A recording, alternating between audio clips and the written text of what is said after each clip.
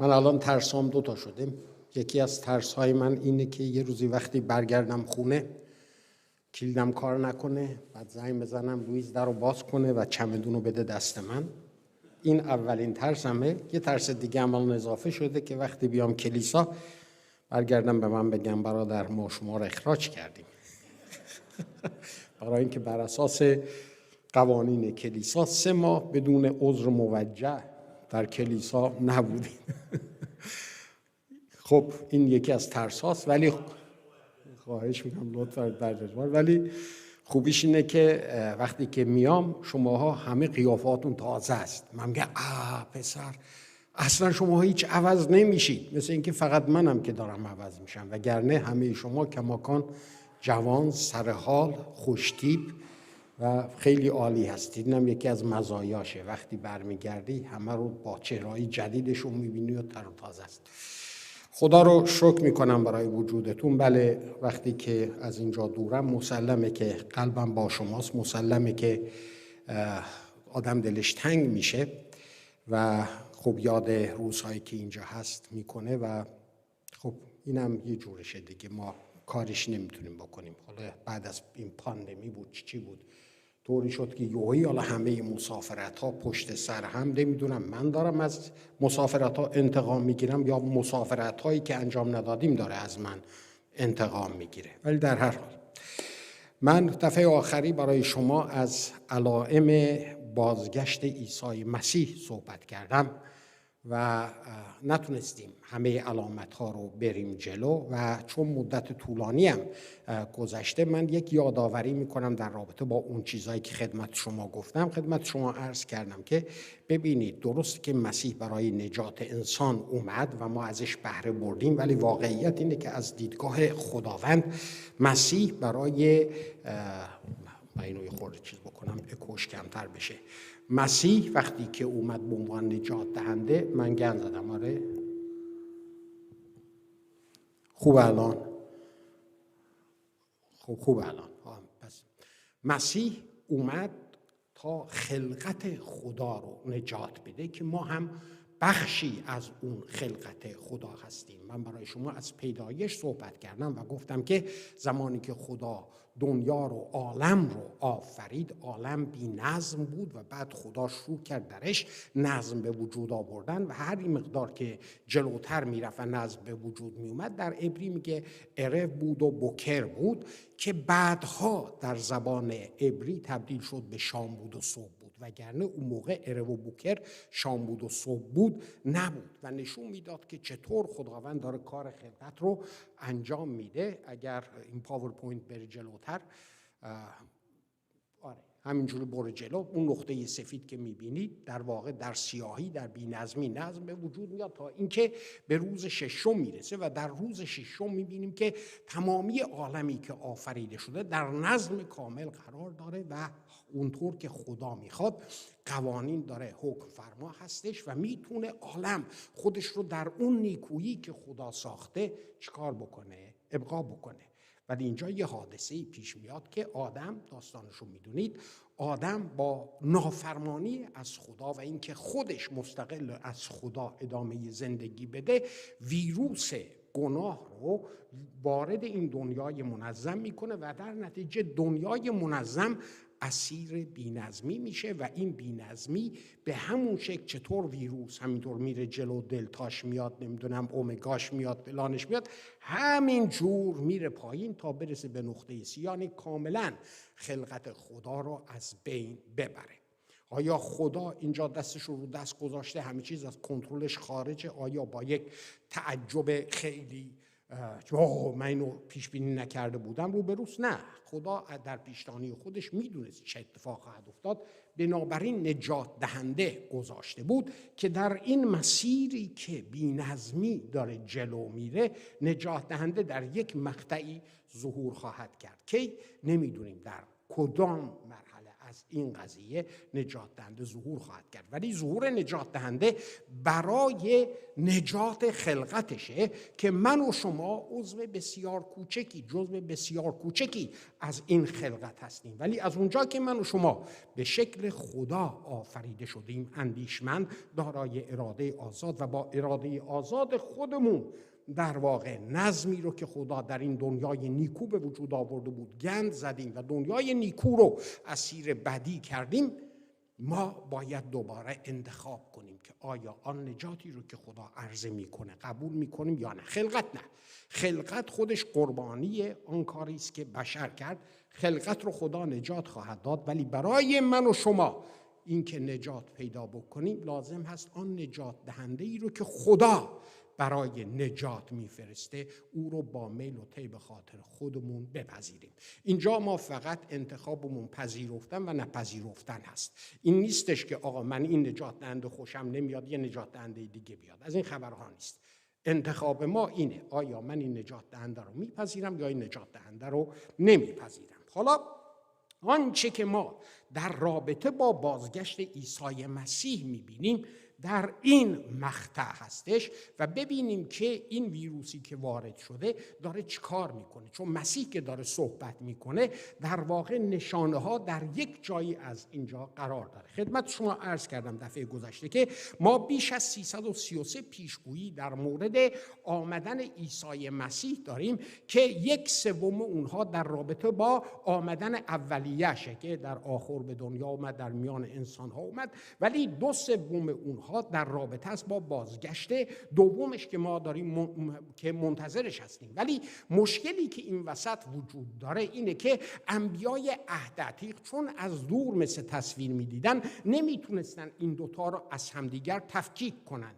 مثلا ما اشعیا باب 53 رو داریم که در مورد آمدن اولیش و مصلوب شدنش داره صحبت میکنه. در این حال در زکریا آمدن دومیش رو داریم که در اونجا مثل پادشاه پادشاهان داره میاد. ما در مکاشفه فصل 1 آیه 7 میبینیم که چقدر قشنگ اونجا به زبان شعری میگه اینک با ابرها میآید و هر چشمی او را خواهد دید و آنانی که او رو نیزه زدند و تمامی ملت‌های جهان بر وی نگاه خواهند کرد، که داره در مورد آمدن مرئی عیسی مسیح و آمدن دومش صحبت میکنه، چون نیزه زدن در آمدن اولیش صورت گرفت. ولی در مکاشفه فصل 9 آیه 11 تا 16 ما در اونجا در این رابطه باز مطلب ببینیم که میگه و دیدم آسمان را گشوده، یوحنای رسول مینویسه، و ناگاه اسبی سفید که سوارش امین و حق نام دارد و به عدالت داوری و جنگ مینماید و چشمانش چون شعله آتش و بر سرش تاج‌های بسیار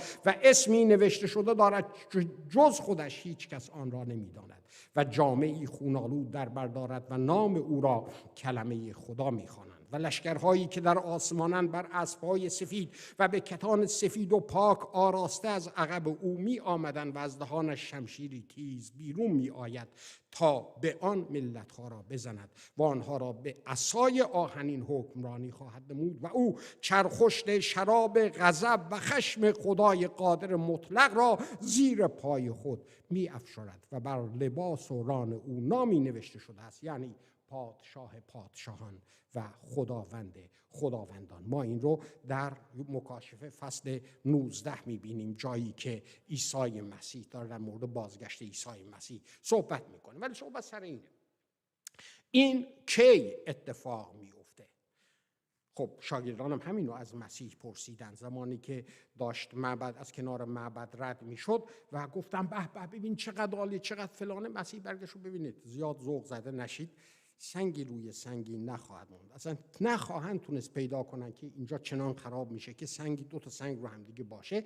و بعد در مورد اونها صحبت میکنه، منتها میرن روی کوه زیتون میشینن و این صحبت ها در کوه زیتون که درست مقابل اورشلیمه در اونجا داره صورت میگیره. برای همینم به صحبت های مسیح در کوه زیتون معروف هستش که در متی فصل 24 و 25 در این مورد نوشته شده و همینطور در لوقا فصل 21 در این رابطه ما میخونیم. و در اونجا مسیح صحبت از یک سری نشانه ها میکنه. اونها وقتی که میپرسن که کی اتفاق خواهد افتاد، جالبیش اینه که مسیح به اونها نمیگه کی اتفاق خواهد افتاد، بلکه یه حرفی میزنه که بعدها از ما دارن سوال میکنن که آقا یعنی چه، این چه وضعشه؟ برای اینکه مسیح برمیگرده میگه که از اون روز و از اون ساعت هیچ کس خبر نداره، فقط خدای پدر میدونه، حتی پسر هم که هست نمیدونه. و قبلا خدمتتون گفتم که مسیح زمانی که در روی زمینه هم بشر به صورت کامله و هم خدا به صورت کامله، دو ذات در یک جسم ساکن هستند و بارها میبینیم که مسیح هی سویچ میکنه، انگاری که در دست خودشه، سویچ میکنه در طبیعت الهیش باشه، سویچ میکنه در طبیعت انسانیش باشه، یا بعضی وقتا مثل ماها از قدرت روح القدس داره استفاده میکنه. و اینجا مسیح عمدن سویچ میکنه در طبیعت انسانیش و در طبیعت انسانیش البته که نمیدونست اون ساعت و اون دقیقه کجا هستش. چرا این کارو میکنه؟ تمامی این فصل 24 و 25 در این رابطه هستش که مسیح میگه که اگه فکر کردید به مؤمنین، میگه به من و شما، به شاگردان، اگر فکر کردید که من ساعت رو بهتون میگم و شما همه توبه هاتون رو میذارید در اون شب آخر، چطور امتحان رو انجام میداد، در اون شب آخر انجام بدید، کور خوندید. و برای اینکه قشنگ ما رو حالی بکنه میگه که شما باید همیشه آماده بازگشت من باشید. و 3 مثل در این 2 فصل مطرح میکنه که هر دو در رابطه با اینه که مؤمنین باید بیدار باشن، مؤمنین باید هوشیار باشن، برای اینکه از اون ساعت و دقیقه خبر ندارن که کی برمیگرده. تمام حرف مسیح این هستش. بنابراین وقتی که مسیح شروع میکنه در مورد نشانه‌ها صحبت کردن، بدونید که این دومین به اصطلاح متن وحی هست، نبوتی هست که ما در کتاب مقدس داریم. اولیش کتاب مکاشفه است، دومیش هم همینی هستش که ما از دهان مسیح داریم در اینجا میشنویم. پس داستان به این شکله. پس عیسی از معبد بیرون شده، برفت و شاگردانش پیش آمدند تا ساختمانهای معبد رو به او نشان دهند. عیسی ایشان را گفت آیا همه این چیزها رو نمیبینید؟ به راستی به شما میگویم در اینجا سنگی بر سنگی گذارده نخواهد شد که به زیر افکنده نشود. و چون به کوه زیتون نشسته بود، شاگردانش در خلوت نزد وی آمدند و گفتند به ما بگو که این امور کی واقع می شود و نشان آمدن تو و پایان این عصر چیست؟ عیسی در جواب ایشان گفت بپایید کسی شما را گمراه نکند. از آن رو که بسیاری به نام من آمده خواهند گفت که من مسیح هستم و بسیاری را گمراه خواهند کرد و جنگ‌ها و اخبار جنگ‌ها رو خواهید شنید، اما مضطرب مشوید، زیرا که وقوع این همه لازم است، لیکن پایان عصر هنوز فرا نرسیده. زیرا قومی با قومی و مملکتی با مملکتی به ستیز برخواهد خاست و قحطی‌ها و وباها و زلزله‌ها در جاهای گوناگون به وقوع خواهد پیوست. اما همه اینها آغاز دردهای زایمان است. آنگاه شما را به عذاب‌ها خواهند سپرد، خواهند کشت، جمعی قوم‌ها به خاطر اسم من از شما نفرت کنند. در آن زمان بسیاری لغزش خورده یکدیگر را تسلیم نمایند و از یکدیگر نفرت گیرند و بسیاری انبیاء دروغین ظاهر شده بسیاری را گمراه کنند و به خاطر افزونی گناه محبت بسیاری به سردی گراید. لیکن هر که تا به آخر صبر کند نجات یابد. به این بشارت پادشاهی در تمام عالم موعظه خواهد شد تا بر همه قوم‌ها شهادتی شود. آنگاه پایان خواهد رسید.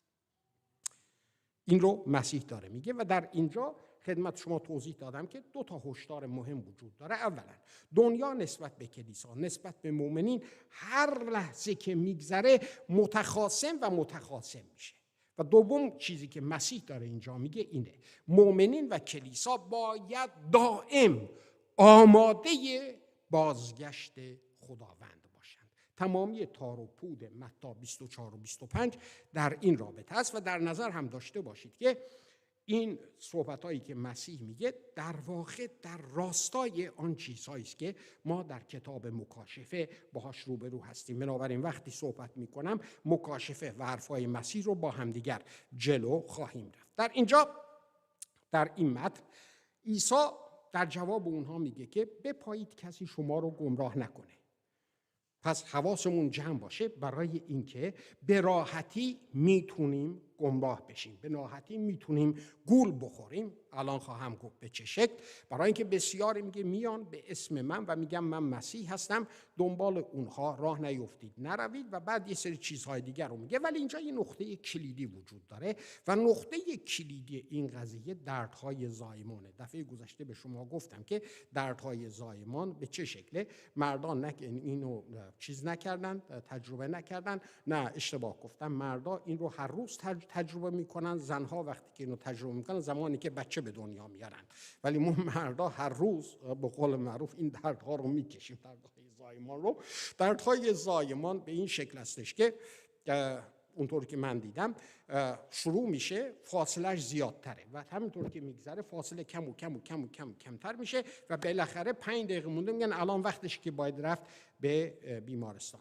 مسیح در مورد نشانه ها داره اینجوری میگه، داره میگه که فاصله ها کمتر و کمتر و کمتر و کمتر و کمتر میشه. اگر فرض کنید که جنگ ها هر 2 سال یه بار، هر 3 سال یه بار میشه، الان هر 6 ماه یه بار، الان هر 2 روز یه بار، یهو همین طور داره اضافه میشه، یا زلزله ها و بقیه چیزها. پس دردهای زایمان این واژه کلیدی هستش که در اغلب نوشته های نبوتی از همین استفاده میکنن. پولس هم در نوشته های نبوتی خودش زمانی که داره در مورد آینده صحبت میکنه از درد زایمان صحبت میکنه. و برای شما 3 نشانه اول رو از همین متن کشیدم بیرون. اولیش مسیحیان دروغین بود. یک بسیار اون موقع دیگه این مذهب و اون مذهب نه، بلکه اتفاقا مسیحیت دروغین و چخان اون موقع یک معضل بزرگی خواهد بود. بعضی وقتا که میگیم مسیحیان دروغین یا مسیحیت دروغین، فکرمون میره مثلا یک نفر میاد تعلیم غلط میده. اشتباه نکنید. نظام مسیحیتی بر دنیا حاکم میشه که اتفاقا کلیسا رو گول میزنه. برای همین مسیح میگه که بپایید که کسی شما رو گول نزنه، برای اینکه به اسم من خیلی‌ها، یعنی از مسیحیت دروغین و چاخان بپایید، خودتون رو دور نگه دارید. چرا؟ برای اینکه مسیحیت چاخان خودش رو نظم میده، نظمی به خودش میده. شاید بخوایم در عهد عتیق با نظم اخاب، سیستم مذهبی اخاب مقایسه کنیم که فقط 400 تا پیغمبر در اون سیستم وجود داشت و قربانی و فلان، که هر جوری که اخاب دلش میخواست اونها براش نبوت میکردن. یک چنین نظامی میاد، نظامی که برای خودش دانشکده الهیات خواهد داشت، برای خودش دکترها و نمیدونم الهیدانهای مختلف خواهد داشت و برای خودش نظریه پردازها خواهد داشت که مسیحیت رو و مسیحیان دروغین رو به انحراف بکشونه. دومیش میبینیم که مسیح صحبت از قحطی ها تا اونها و زمین لرزه ها میکنه. این ویروسی که وارد شده شما میبینید داره میره، نظامی رو که خدا قرار داده بود که نیکویی این خلقت رو حفظ کنه اونو به هم ریخته. بنابراین ما الان جیغمون در میاد خداوندا تو کجا هستی؟ یه زمین لرزه اومد این همه آدم مردن، تو کجا هستی؟ در آفریقا این همه بچه از گرسنگی میمیرن. خدا مطرح میکنه میگه چرا از من میپرسید؟ شما گند زدید، من باید گند رو درست کنم؟ آره، من قدرتش دارم و درستش هم میکنم، ولی من طبق برنامه عمل میکنم، طبق خواسته جناب عالی یا جناب عالی یا جناب عالی این کار انجام نمیدم. من برنامه خودم رو دارم و برنامه من خلقتم رو نجات خواهد داد، ولی نه در زمان بندی شما و به خواست شما. بنابراین بکشید. این آن چیزی است که شما به سر این دنیا آوردید و نظام نیکویی که من بر دنیا قرار دادم همه از بین رفته. بنابراین هستش که همه چیز داره به طرف فساد پیش میره. شما یه لحظه تصور کنید تمام منظومه شمسی ما داره میره توی سیاه‌چال.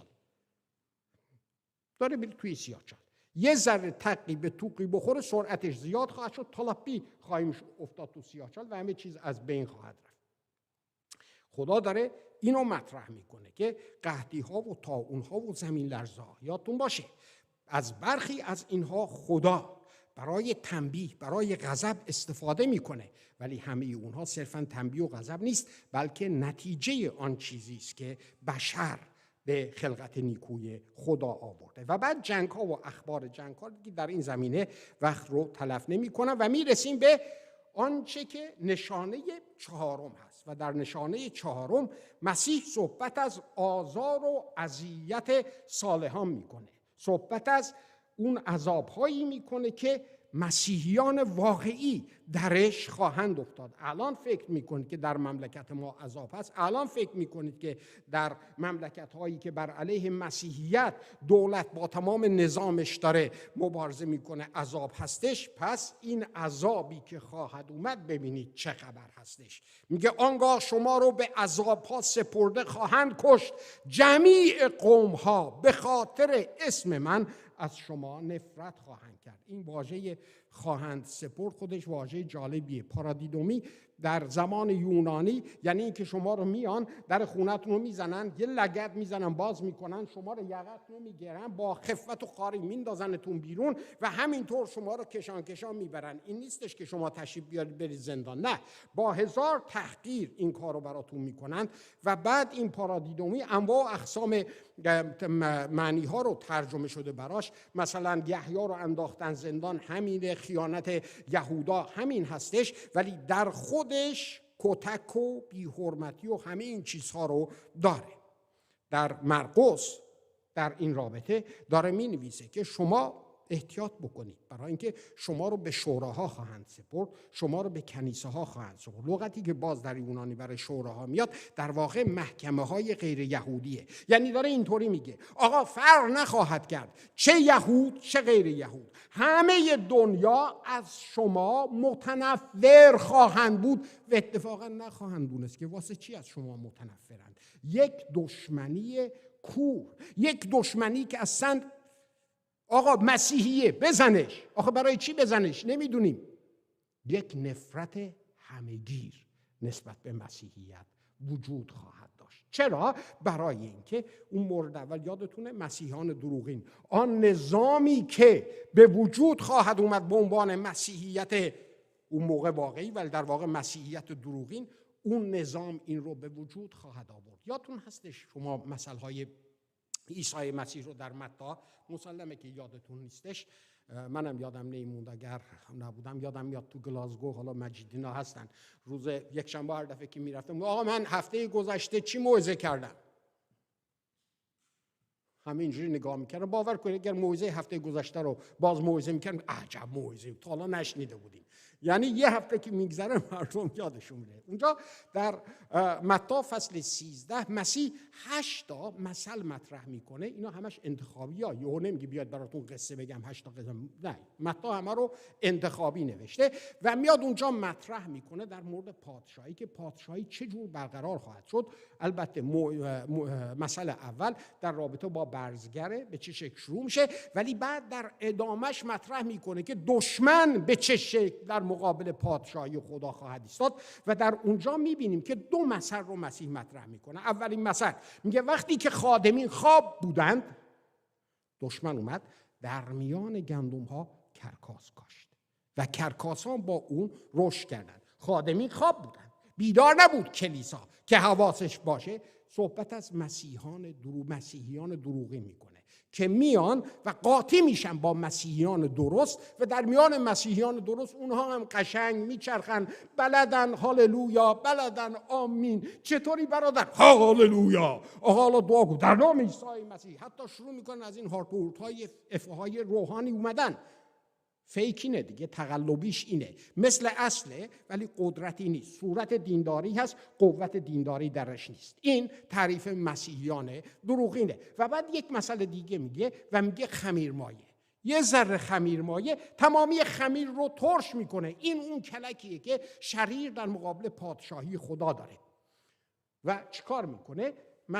مسیحیان دروغین رو میاره با تعلیم غلطشون، یه ذره اونجا، یه ذره اونجا، یه ذره اونجا، یه ذره اونجا، و ما رو وادار میکنه که برای خودمون مسیحایی به وجود بیاریم، عیسی مسیحایی به وجود بیاریم که باب دل خودمونه. یه مقدار از این تعلیمشو چقدر عالیه، یه مقدار از اون چقدر عالیه، ولی آن چیزهایی که کلامش سنگینه اونها رو دیگه نمیپذیریم. این نظامه که میبینیم که وقتی که اینجا حاکم میشه، از طرف اون نظام میبینیم ما به عنوان مسیحیانی که مزاحمه، مسیحیانی که باید از اونها نفرت کرد، مسیحیانی که اینها به درد این دنیا و این نظام نمیخورند و میبینیم که ما رو چیکار خواهند کرد؟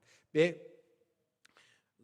زیر عذاب‌ها خواهند برد کلیسا رو. ولی خدا چیکار خواهد کرد؟ یعنی خدا دستشو میذاره دستش بیکار میمونه؟ نه، اتفاقا وقتی که ما به مکاشفه فصل 6 نگاه میکنیم از آیات 15 تا 17 یه آیاتی هستش که وقتی بسا در اونجا صحبت میکنه از سپهسالار و اینها، در اونجا این آیه بعد از یه زمین لرزه میاد که زمین لرزه بزرگی صورت میگیره و همه دنیا میدونن که این زمین لرزه آتش غضب خداست که بر علیه گناه داره بر اونها حادث میشه.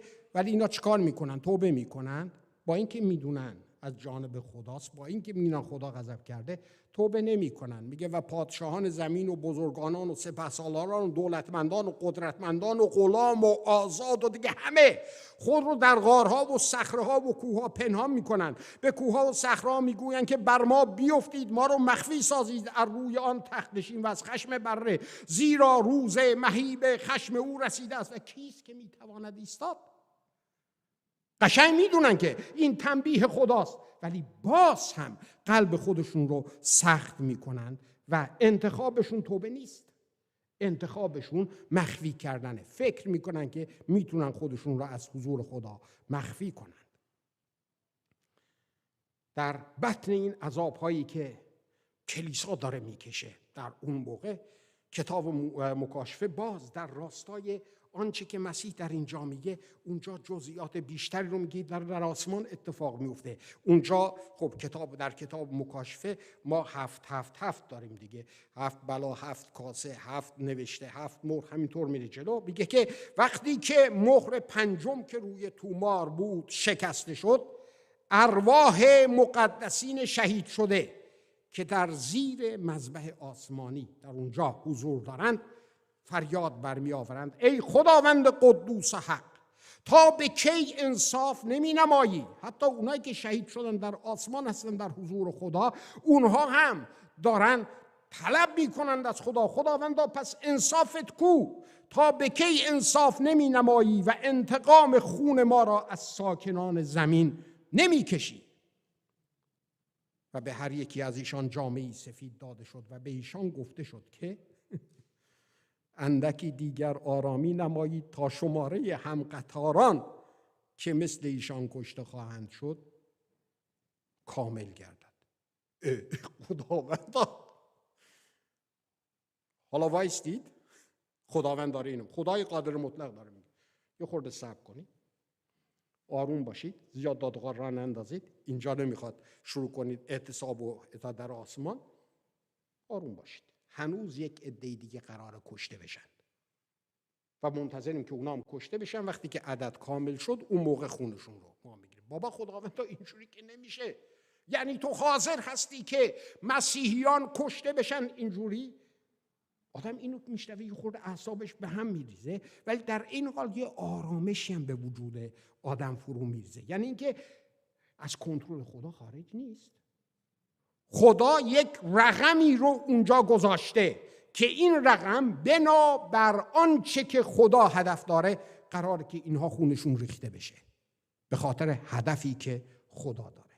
وقتی که اون تعداد شمارشش درست بشه اون موقع البته که خدا دست به عمل خواهد کرد. بعضی وقتا وقتی اینا رو میبینیم فکر میکنیم که خدا اعتنایی نمیکنه که مسیحیان برن زیر عذاب و اذیت و فلان. نه، اتفاقا برعکس، آنچه که داریم میبینیم در این راستای مسیری که تاریخ میره و کاملا در دست خدا و در کنترل خدا هستش و طبق زمانبندی و برنامه‌های خدا پیش میره، خدا اجازه میده که مسیحیان عذاب بکشن، مسیحیان کشته بشن، مسیحیان شهید بشن. ما لیست بسیار بزرگی رو داریم در تاریخ کلیسا و همینطور در خود کتاب مقدس، در رساله به عبرانیان. بسیاری از کسانی که خادمین خدا بودن همه کشته شدند. خدا همه اونها رو اجازه داده. این نبوده که خدا گفته میبینید اینا میکشن و من کاری از دستم بر نمیاد. نه، هیچ هم اینطور نیست. خدا اتفاقا کار از دستش برمیاد، ولی این آن هدفی است که خدا گذاشت در اونجا. اینجا میگه که به هر یکی از ایشان جامه‌ای سفید داده شد و به ایشان گفته شد که اندکی دیگر آرامی نمایید تا شماره هم قطاران که مثل ایشان کشته خواهند شد کامل گردد. در 6:11 میه. ولی یه سری آیات دیگه هم در همون کتاب مکاشفه نوشتم که باز در این راستا صحبت میکنه. خدا بیرحم نیست. خدا شهادت مؤمنین رو در اهداف خودش داره، برای اینکه هدفی رو داره دنبال میکنه. بنابراین آنچه که برای ما باقی میمونه اینه: آیا باور داریم که هدف خدا هدف نیکوییه؟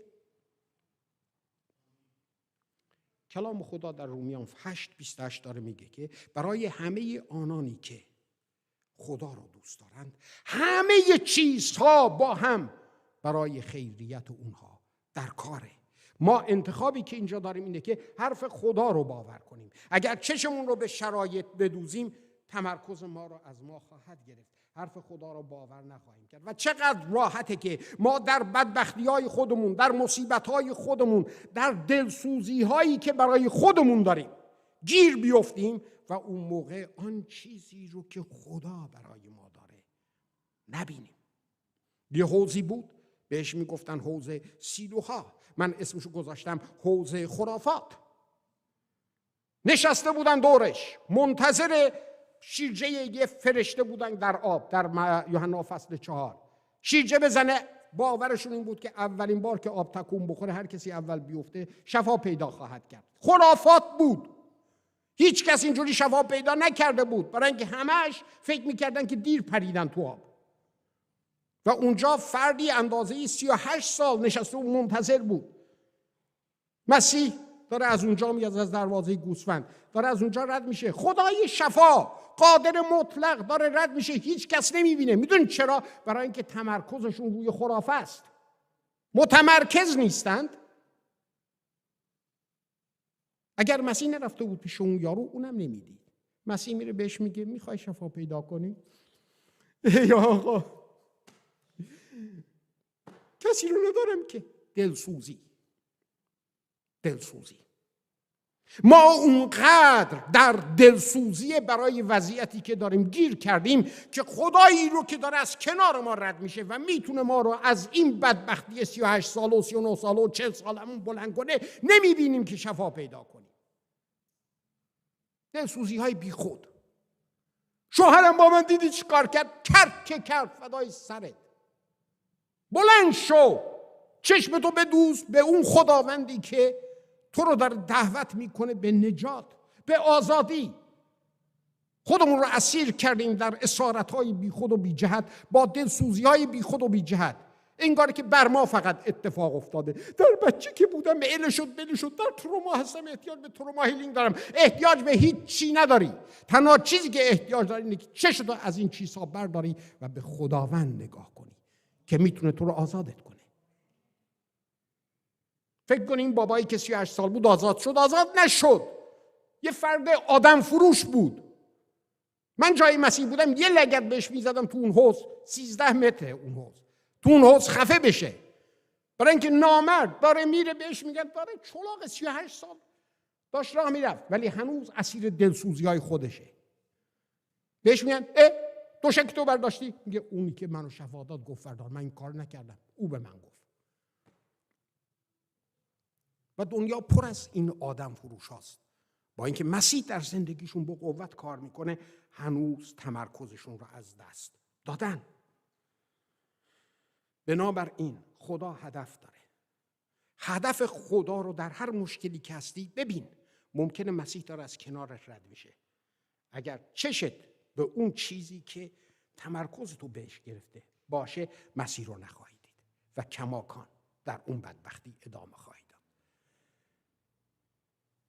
این افراد وقتی که مسیح به اونها میگه که وایستید تا شماره همقطارانتون که قرار کشته بشن کامل بشه، اونها هدف خدا رو درک کرده بودن. همصدا میگه و بعد از این دیدم که اینک گروهی بزرگ که هیچ کس ایشان را نتواند شمرد، از هر ملت و قبیله و قوم و زبان در پیش تخت و در حضور بره به جامه‌های سفید آراسته و شاخه‌های نخل به دست گرفته ایستادن و به صدای بلند ندا کرده میگویند نجات از آن خدای ماست که بر تخت نشسته است و از آن بره خداست. در مکاشفه 7 آیه 9 تا 10. این اشخاصی که دارن این کارو میکنن اینها چه کسانی هستند؟ اتفاقا در آسمان یکی از اون پیرانی که یوحنا در اونجا بود، اون پیر حالا برمیگرده از یوحنا میپرسه، ببین اون پیره دیگه چقدر زبله، برمیگرده به یوحنا میگه این سفید پوشان کیانند؟ یوحنا یه طفلک بیچاره، ما تازه در روح آمدیم آسمان، تو که اینجا هستی و از کجا آمدند؟ یوحنا میگه من او را گفتم. بهش اینو جواب میده، ای آقا تو میدانی، از من چرا میپرسی؟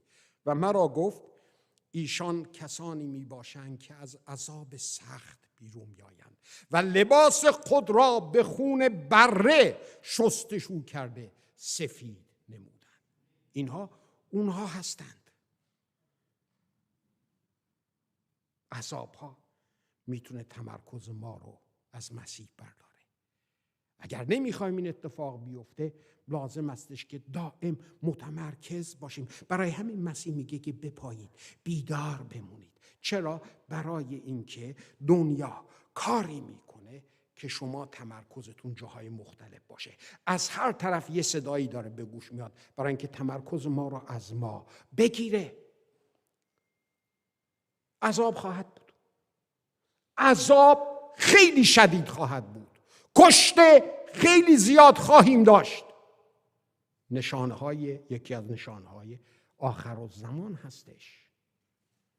فکر کنید به زمان آخرش میگه نه، این درد زایمانه، این تازه اول کاره. بدتر از اینها در راه، هنوز بدتر از اینها. نشانه بعدی چیه؟ خب بدتر از اینها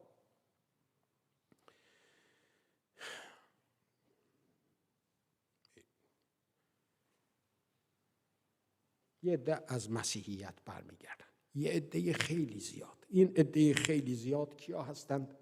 مسیحیان سطحی. و در آن زمان بسیاری لغزش خورده یکدیگر را تسلیم نمایند و از یکدیگر نفرت گیرند و بسیاری انبیای دروغین ظاهر شده بسیاری را گمراه کنند و به خاطر افزونی گناه محبت بسیاری به سردی گراید. از آیات 10 تا 13. چرا مردم لغزش میخورن؟ حالا فکرش کردید؟ حتما فکرش کردید. برای اینکه در زندگی ما، در زندگی من که هست، خیلی زمانها هستش که میبینم دارم میرسم به مرز، قویم، دارم میرسم به مرز. این زندگی ایمانیه. ولی چه چیزهایی ما رو به اون مرز میشه که نهایت زمین میخوریم؟ بندهایی که در زندگیمون دو دستی بهش چسبیدیم. این تجربه شخصی من، در تجربه کلام هم میبینم و همینطور در شهادت‌هایی که دیگران هم میدن. چیزهایی که ما حاضر نیستیم اونها رو ول کنیم، دو دستی اونها رو چسبیدیم و همونها نهایت ما رو زمین میزنه. یک کوهنوردی بود، خیلی مغرور بود، وحشتناک مغرور بود و خدا رو هم این بندگی نمی کرد. یه روزی بعد از ظهر زمستان غرور میزنه، من باید برم کوه.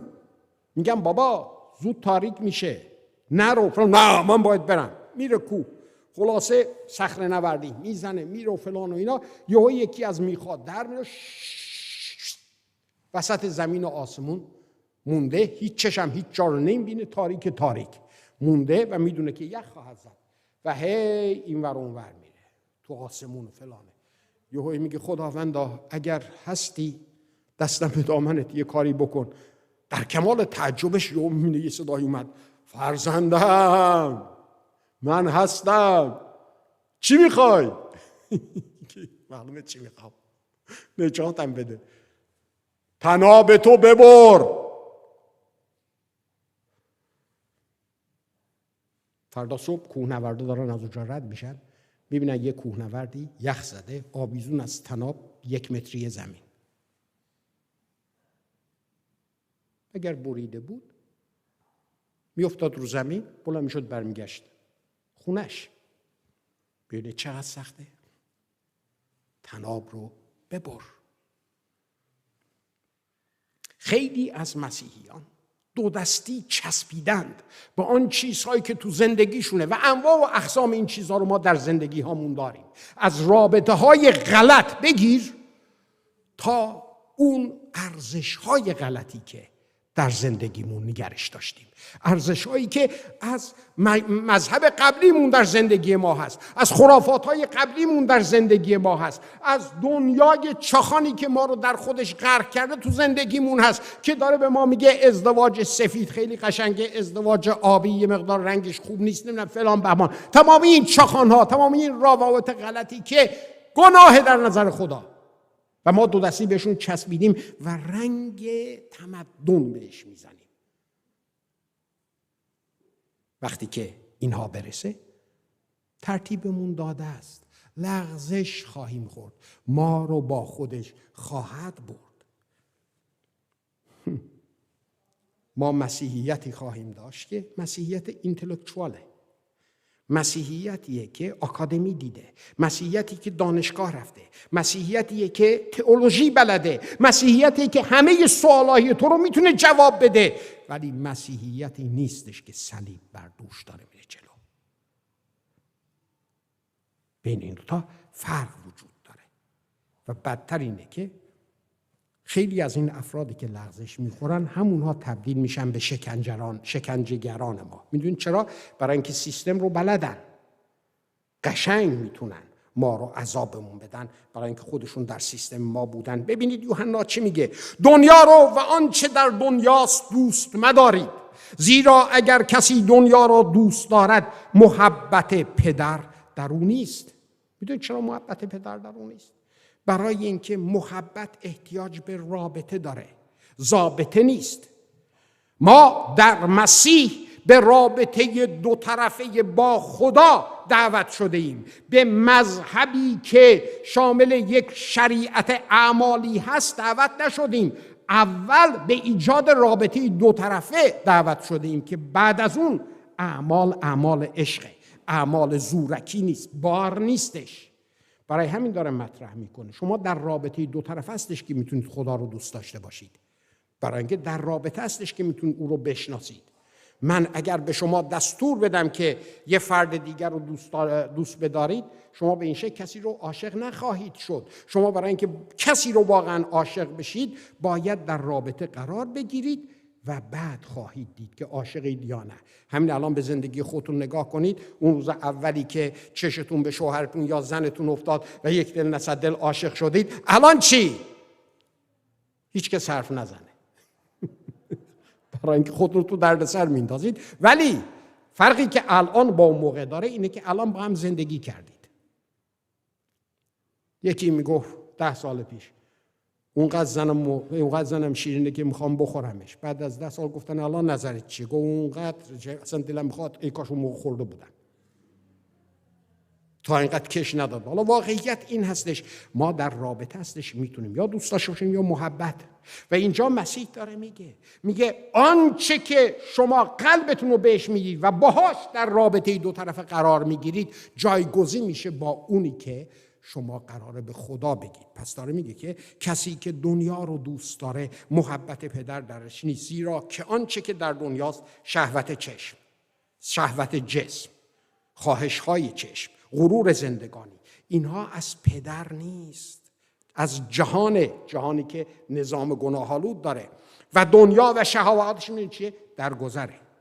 ولی کسی که به اراده خدا عمل میکنه تا به ابد باقی میمونه. ای فرزندان این ساعت آخر است و چنان که شنیدید که ضد مسیح می آید اکنون هم ضد مسیحان بسیار ظاهر شدند و از این میدانیم که ساعت آخر است و داره اینو میگه. از ما بیرون شدند، بله خودشون رو قاطی ما کرده بودند، از ما بیرون شدند ولی هیچ وقت با ما نبودن، که هیچ وقت با ما نبودن. عبدالرضا الان داشت اینجا چی میگفت؟ همینو میگفت. ما در میان خودمون کرکاس ها داریم. کلیسا همیشه خواهد داشت. نشانه های آخر زمان همین ها هستند که اینها جدا میشن میرن. از چه چیزی ما میتونیم تشخیص بدیم که من آیا کرکاسم یا گندمی که خدا کاشته؟ به زندگیم باید نگاه کنم. آیا اراده خدا را عمل میکنم؟ آیا ارزش‌های درست کتاب مقدس بر زندگی من حاکم هست؟ اگر حاکم نیست کرکاسم. و خود اونجا در مثل میگه اون آقا که نه شما دست نزنید، زمان که برسه من به دروگران خواهم گفت که شما چیکار بکنید، گندم ها رو بذارید تو انبار، من خودم اینها رو ترتیبشون رو میدم. واقعیت این هستش. اراده خدا اراده نیکوه. و اینجا میبینیم که میگه که از ما نبودند، برای اینکه اگه از ما بودند با ما میماندند، دیکن بیرون رفتن تا آشکار شود که همه ایشان از ما نیستند.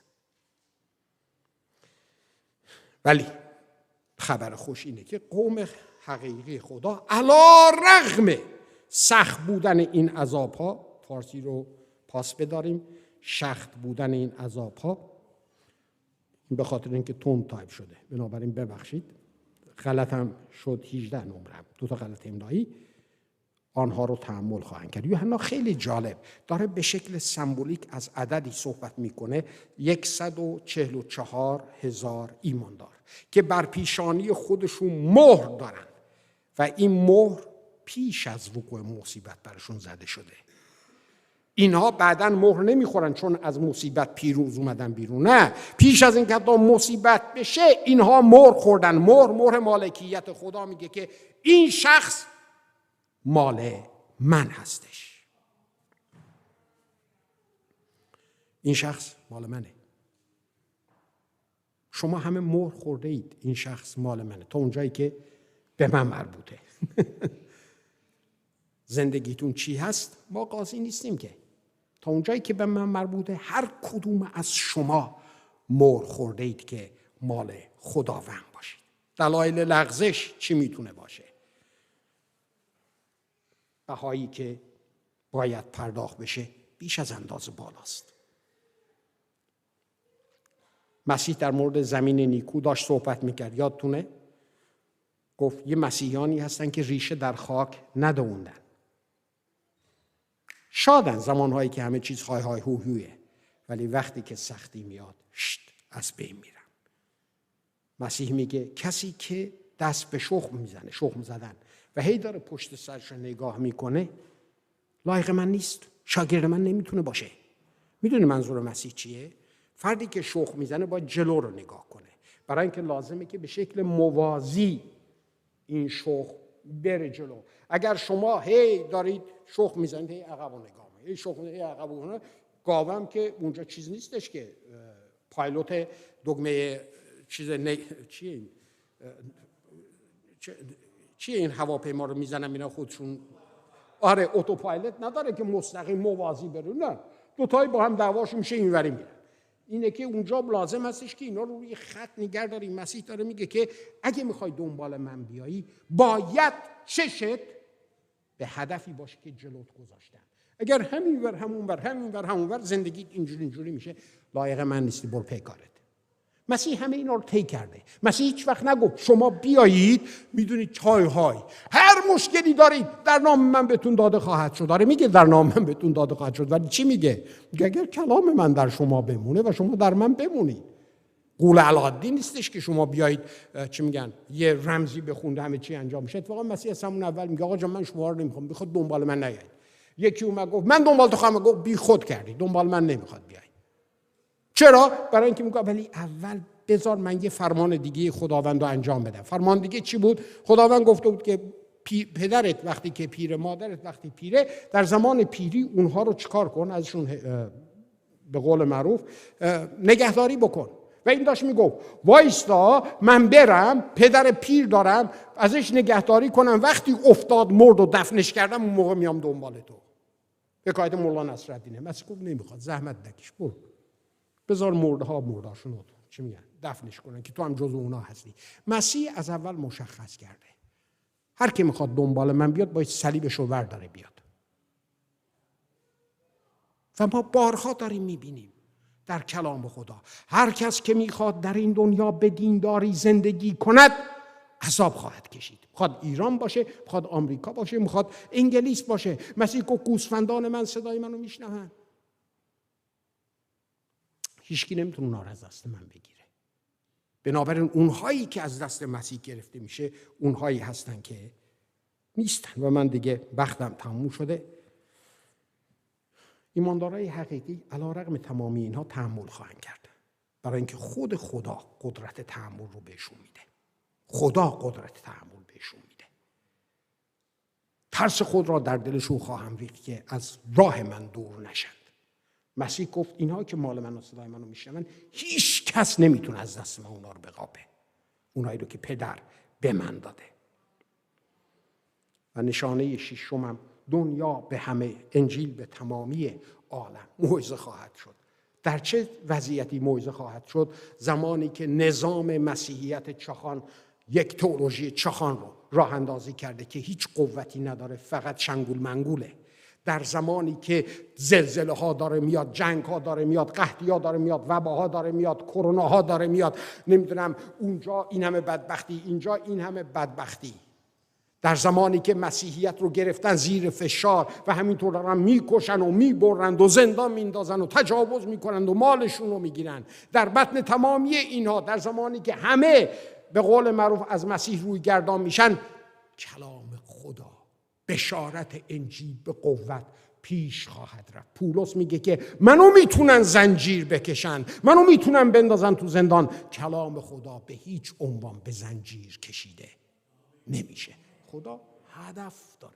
کلام خدا به زنجیر نمیشه کشیدش. اینها رو چه کسانی خواهند کرد؟ مسلمه چه کسانی خواهند کرد. یادتون 144,000 نفر؟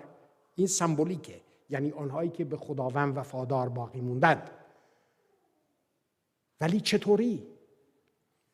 هم به شکل طبیعی بشارت و هم به شکل مافوق طبیعی.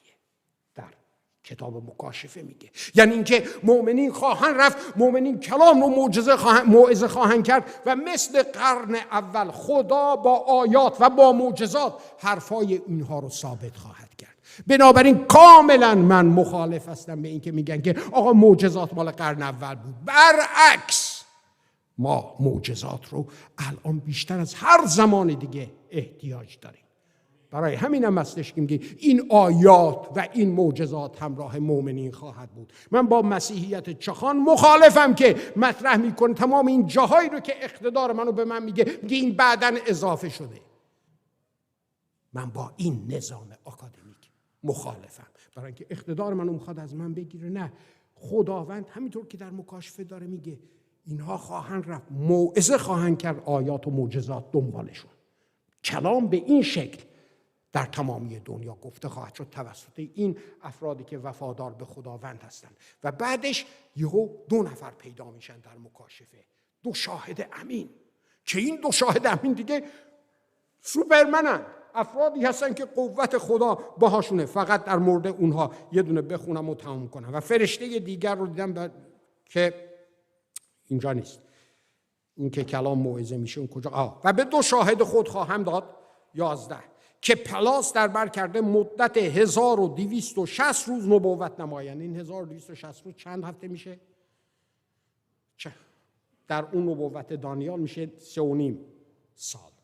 حالا بعداً فرصت شد براتون صحبت خواهم کرد. اینانند 2 درخت زیتون و 2 چراغدان که در حضور خداوند زمین ایستادند و اگر کسی بخواهد به ایشان اذیت رساند آتشی از دهانشان بدر شد و دشمنان ایشان را فرو گیرد و هر که قصد اذیت ایشان دارد به این گونه باید کشته شود. اینها قدرت به بستن آسمان دارند تا در روزهای نبوت ایشان باران نبارد و قدرت بر آبها دارند که آنها را به خون تبدیل نمایند و جهان را هرگاه بخواهند به انواع بلایا مبتلا سازند. این نیستش که بیان و همه شفاها جاری بشه. نه، یه چیزی بهتون بگم. من این روزا به این نتیجه رسیدم وقتی که مسیح درخت انجیر رو در مقابلش ایستاد و لعنتش کرد و خوش شد، شاگردان تعجب کردند. مسیح میتونید برگردشون چی گفت؟ گفت اگر اندازه دانه خردل ایمان داشته باشید شما هم میتونید بکنید، حتی میتونید به این کوه بگید بره اون طرف. من فکر میکنم که برای آزادسازی مملکتمون ما غلط داریم دعا میکنیم. من دیگه اینطور دعا نمیکنم. من هر روز شخصا در اقتدار نام عیسی مسیح بلند میشم و این رژیم رو از ریشه میسوزونم، نسلشون هم میسوزونم، نسلاشون هم میسوزونم. نمیخواد دست بزنید. شما هم باید، اگر خدا هدایتتون میکنه، برای اینکه ما این اقتدار رو داریم. ما همش میخوایم برکت بدیم، برکت بدیم، برکت بدیم. بس برکت دادن. ما اقتدار داریم و اینها اقتدار دارند، قدرت بستن دارند، قدرت فرستادن بلایا رو دارند. بچهای مملکت ما از آشغال دارن غذا میخورن، بچهای این افراد دارن در خارج کیف دنیا رو میکنن. نه، من ایستادم و دارم نسلشون رو میسوزونم در نام عیسی مسیح. لعنتش میکنم که خوش بشه. و هیچ مشکلی هم با هیچ کس ندارم، شخصی هم هست. نگید بعد در فریدون چی میگه. اینه که دارم این دو نفر شاهد در زمانهایی که به این شکله دارن این کارو میکنن. یک چنین اقتداری در دستشون وجود داره عزیزان. و آیا دنیا گوش خواهد گرفت؟ نه. دنیا گوش نخواهد گرفت. و اون وقت مسیح میگه که وقتی که موعظه شد پایان خواهد رسید. پایان چی خواهد رسید؟ پایان این دنیا؟ نه، پایان زمانی که انسان میتونست نجات پیدا کنه. پولس در قرنتیان میگه، دوم قرنتیان، الان زمان مقبوله، الان زمان نجاته. بعد از این دنیا آماده است برای صحنه بعدی که آخرین صحنه‌شه و اسم اون صحنه هست مصیبت عظیم که در این مورد اگر منو از کلیسا اخراج نکنید باهاتون صحبت خواهم کرد. اگر اخراج بکنید که بیخواد سرپا بیستید. هاللویا، هاللویا. ای خدا، این 6 نشانه‌ای بود که در صحبت‌های مسیح باش برخورد کرد. در این زمینه بیشتر از من و از بقیه خادمین کلیسا خواهید شنید. هاللویا. چند لحظه در رابطه با کلامی که برای شما گفته شد فکر کنید. در کجای این کلام هستیم؟ فریدون در کجای این کلامی که موعظه کرد قرار داره؟ من در کجا هستم؟ سوالی که باید از خودتون بکنید مسیح اینو میخواست. آیا آماده هستم؟ علت اینکه زمان رو نگفت برای اینکه من و شما آماده باشیم. آیا من همین الان مسیح بیاد، 5 دقیقه دیگه بیاد، 10 دقیقه دیگه بیاد، آماده هستم؟ اگر بدونم مسیح فردا میاد، الان زندگی من چه خواهد شد؟ چه کار خواهم کرد؟ مسیح کو خبر نداری که ممکنه که بیام. آیا آماده هستیم؟ هر کس به خودش. و من اینجا دیگه منبر رو میسپارم به شبان کلیسا و ایشون شما رو